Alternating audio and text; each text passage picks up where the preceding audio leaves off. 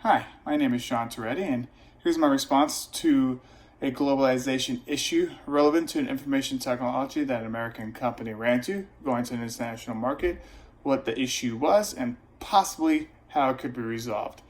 So I did some research and I saw how Google tried to launch Google.cn or Google China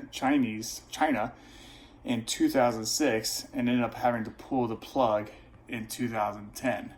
So basically, what happened was when Google was just a couple years old, they tried to launch a search engine in one of the biggest countries or most populated countries in the world, which still is one of the most populated countries in the world, to obviously get a foothold in China. But the issue with that is that China requires censorship on all their search engines, which kind of went against Google's motto of don't be evil.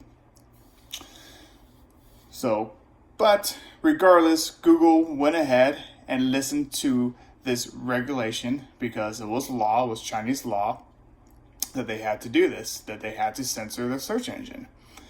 But one thing that Google did that the Chinese government was not a big fan of is they actually put a banner stating that results have been removed every single time a Chinese citizen put in a search, put something in the search engine and results came back that weren't there that normally would be there. But another issue that Google had in the Chinese market was that it just honestly lagged behind other Chinese competitors, and this could be a cultural preference towards Chinese businesses as well.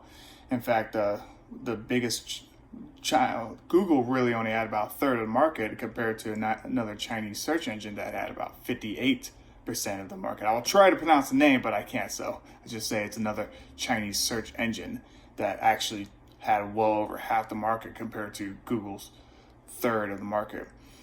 But what really did Google in, it wasn't necessarily the censorship or even the competition against this other company. There was a major hacking incident in around 2010 that really made Google change directions in essence. So what happened was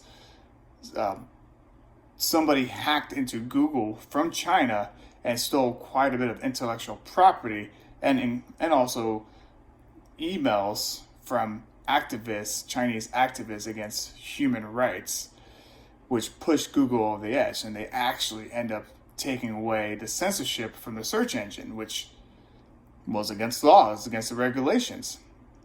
And China banned the Google search engine from China. So here was an American company that's used to having liberty, freedom, you're able to search anything you would like to, struggling with another country's regulation of censorship, especially because that is what they believe in, what the Communist Party government believes in to be able to control their country.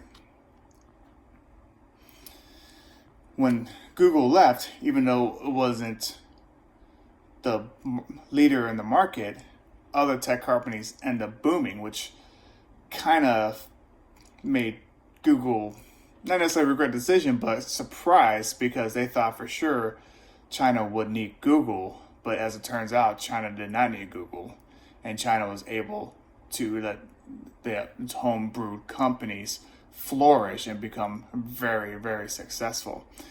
So one way that Google was going to try to resolve it was by making another search engine that truly censored what people would be able to look at, called Dragonfly.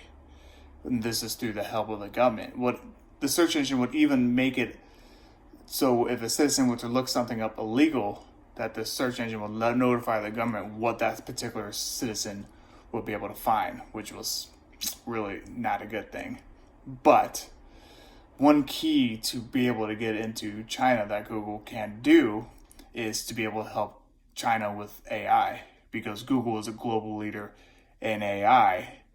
In order to be able to get a foothold in China, they might have to be able to work with China on artificial intelligence for the government's economy, military, and possibly surveillance. Thank you.